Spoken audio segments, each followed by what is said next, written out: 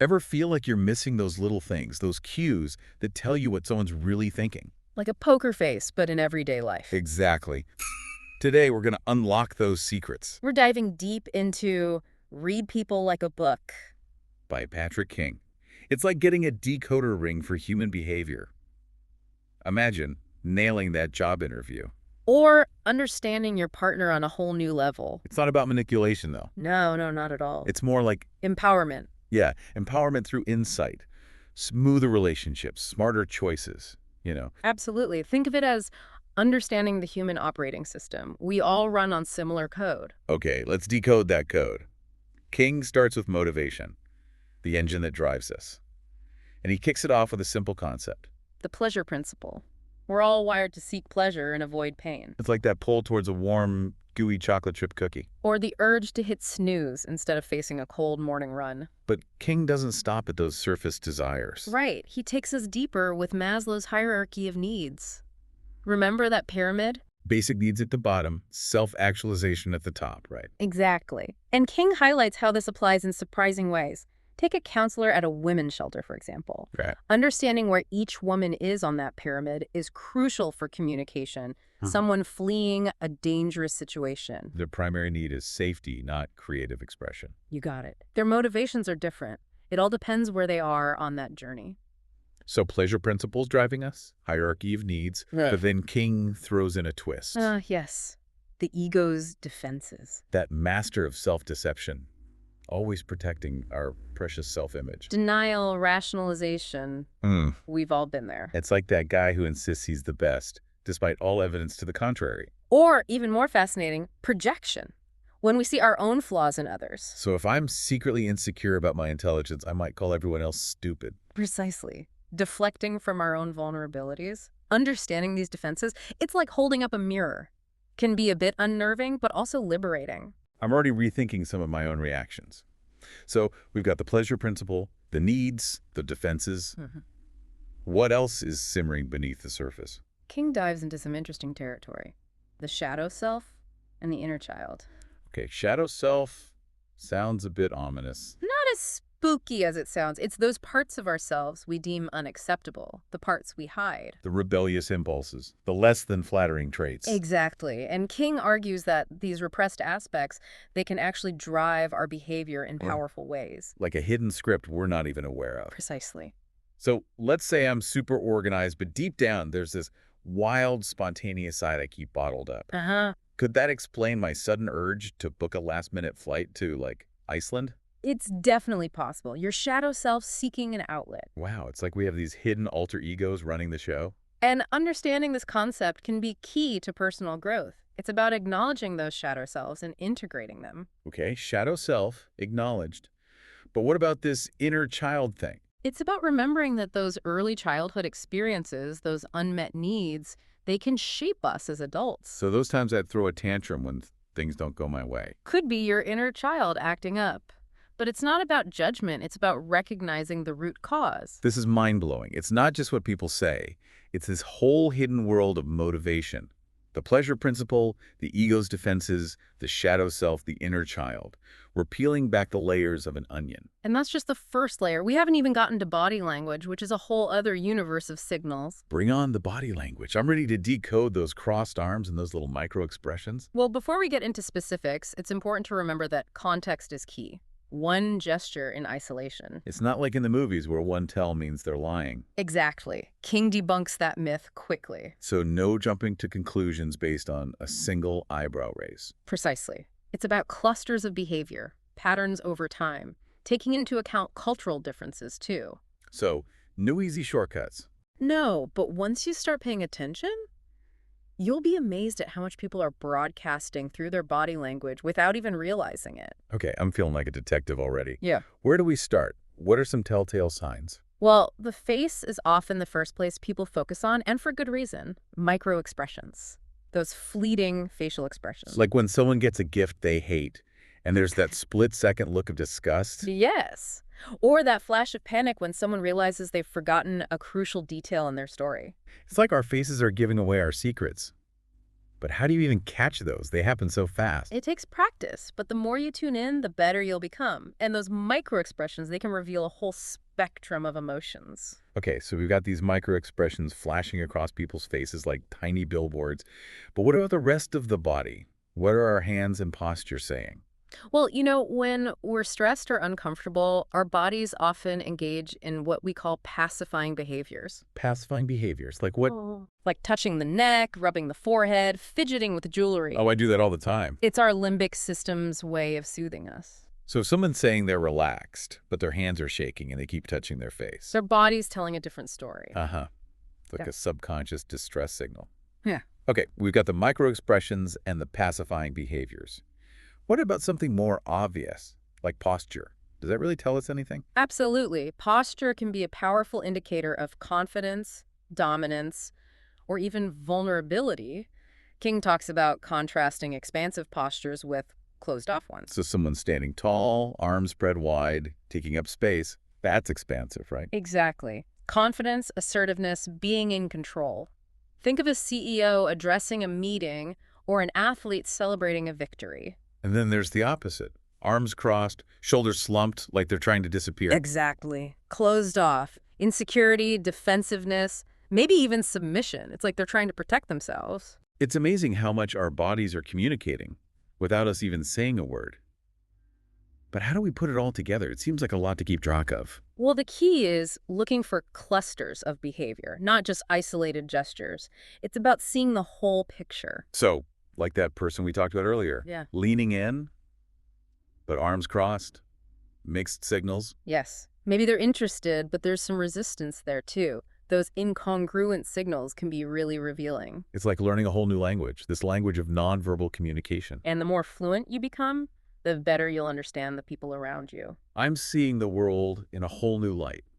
Every interaction, every little movement, it's all suddenly filled with meaning. And that's just the beginning. We haven't even scratched the surface of what King covers. I can't wait to dive deeper. I've been putting my new observation skills to the test. It's amazing how much we miss when we're not paying attention. Right. Like a whole new world opens up. Totally. Hmm. But now I'm curious about going beyond those outward behaviors, and delving into personality. Ugh. Ah, yes, personality. King dedicates a good portion of the book to that, and for good reason. It's like having a cheat sheet to understand how someone might react, right? Exactly. Understanding their underlying personality can be incredibly insightful. So where should we begin? Well, he starts with a framework I think a lot of people have heard of, the Big Five personality traits. Ocean. Ocean, right. I've taken those online quizzes, but I always wonder how much they really reveal. Right, those quizzes. Well, they can be a fun starting point, but let's break down these big five a little further. Okay, hit me with it. Okay, so remember the acronym OCEAN. Ocean. Openness, conscientiousness, extroversion, agreeableness, and neuroticism. Okay, got it. Ocean. Openness. So does that just mean someone is open to, like, trying new foods or something? Well, it's a bit broader than that. It refers to openness to experience. How willing someone is to embrace new ideas, step outside their comfort zone, and explore unfamiliar territory. So adventurous, trying new things.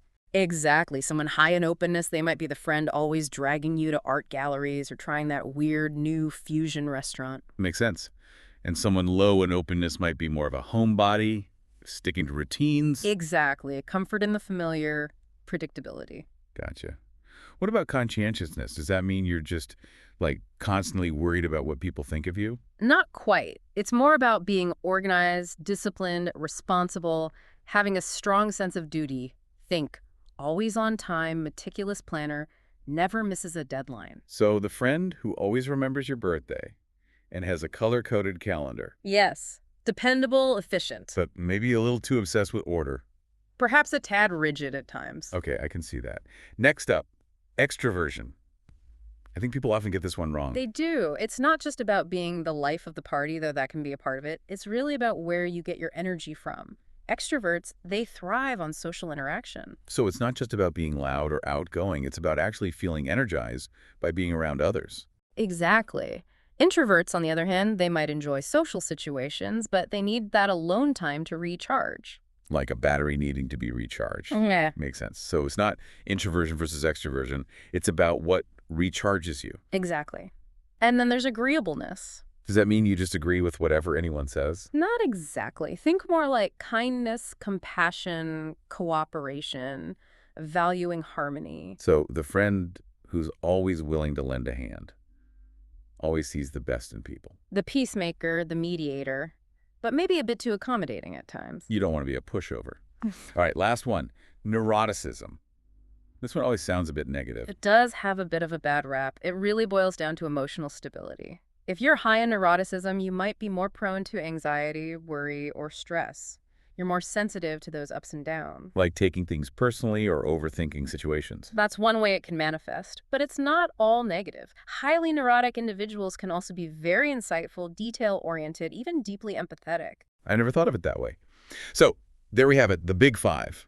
5 dimensions that paint a pretty good picture of a person's tendencies and behaviors. It's a great framework, and what's interesting is these traits tend to be pretty stable over time. So once you understand where someone falls on these spectrums, It's easier to anticipate how they might act. you got it. Like having a bit of a roadmap. Okay, so we covered the big 5, but I remember King also talking about the MBTI and Kiersey temperaments. How do those fit in? Ah, yes. Those are alternative models, and they can be interesting for self-discovery, but they've also received their fair share of criticism. Okay, like what? Well, with the MBTI, one criticism is that it's not always reliable. People's results can change depending on their mood or even the day. So maybe those 4-letter codes like INTJ or whatever are not the be-all and end-all. Right. And some argue that it oversimplifies personality, forcing people into these rigid categories. Yeah, no one fits perfectly in a box. What about the Kiersey temperaments? That one groups people into 4 main temperaments: guardians, artisans, idealists, and rationals. So 4 instead of 16. A bit less overwhelming. What are the key differences between these temperaments? Well, guardians are very practical, responsible, duty-oriented. Think of the people who keep things running smoothly, the orbalizers. Okay, the reliable ones. What about artisans? Artisans are spontaneous, adaptable, action-oriented, always seeking new experiences, pushing boundaries. They keep things interesting. And idealists, Idealists are empathetic, compassionate, always striving to make the world a better place. the helpers and healers. Exactly. And lastly, rationals. They are the logical, analytical types, driven by knowledge and understanding, always asking why. The problem solvers, always looking for solutions. Precisely. But just like the MBTI, it's important to remember that these are just models, starting points, not definitive labels. Right, we're all more complex than that. Exactly. And the more we understand these different frameworks, The better we'll be at reading people. you got it. We start to see the patterns, the motivations behind their actions.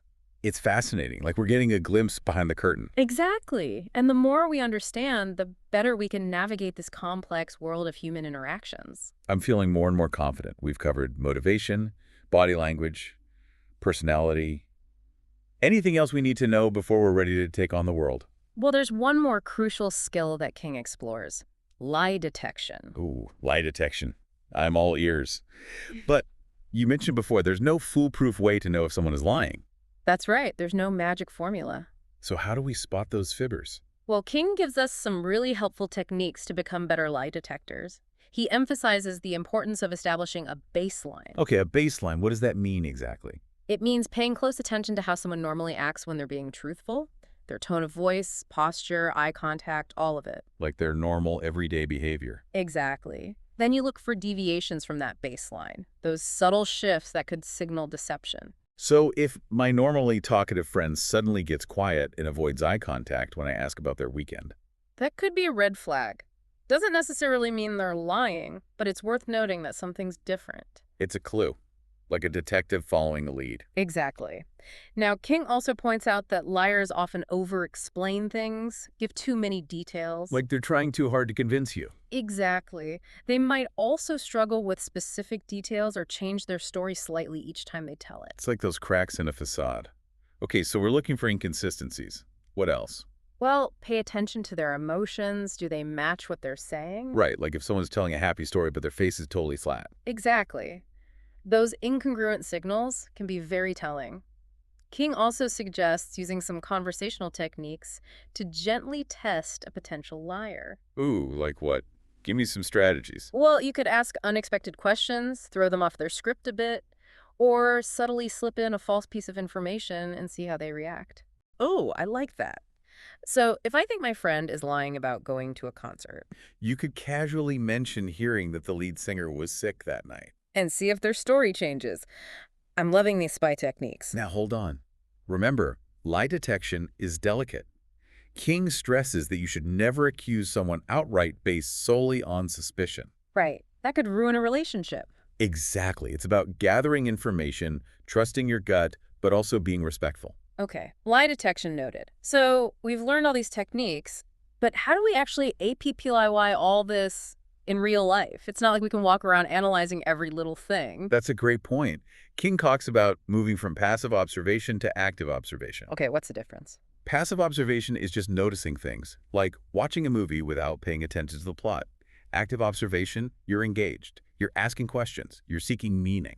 So instead of just watching people at a party, I'm trying to understand them, analyze their behavior. Exactly. You're not just watching the movie, you're trying to figure out the characters, the plot twists. Okay, got it.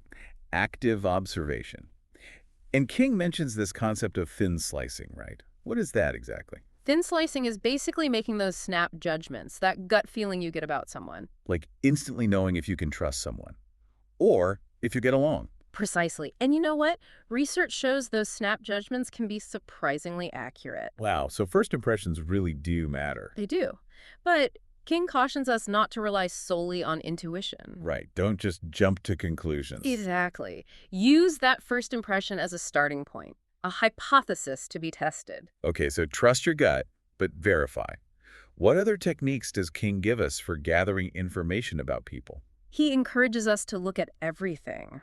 The words they use, how they decorate their homes, even their online behavior. Hold on, so you're telling me we can be like Sherlock Holmes, reading people like a crime scene? That's the idea. Every detail, every little choice can offer clues about who they are. So like noticing if someone's house is super organized, with everything in its place. Could indicate they're high in conscientiousness, a need for order and control. Or someone with shelves overflowing with books on all sorts of topics. That might suggest a high level of openness, a curious mind.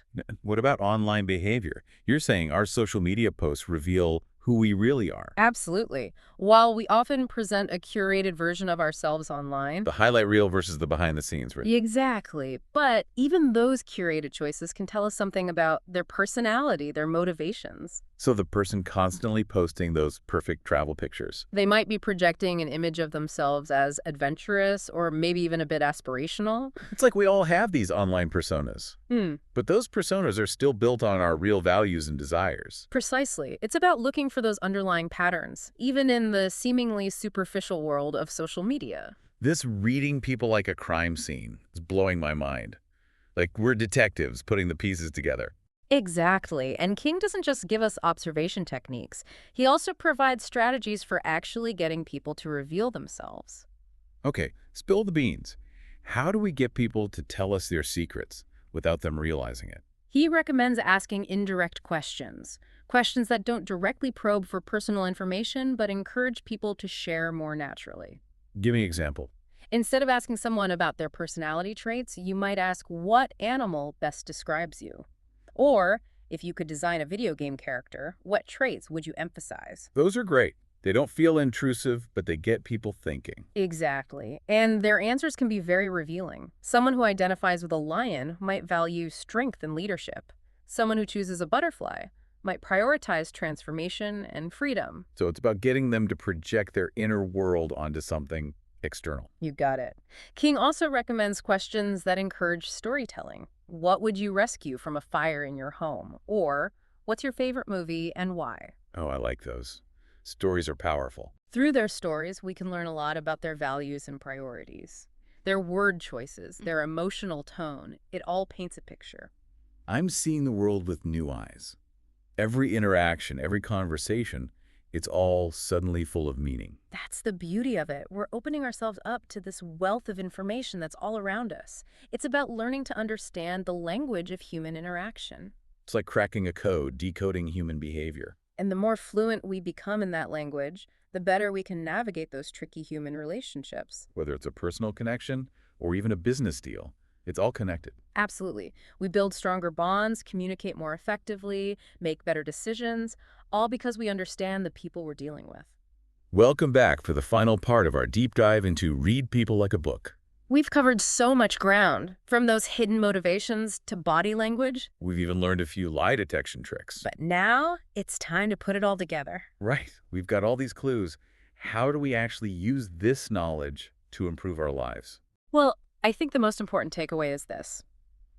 Reading people, it's a skill, not some superpower. Not something you're born with, you can actually learn it. Exactly. With practice, attention, and a willingness to look deeper.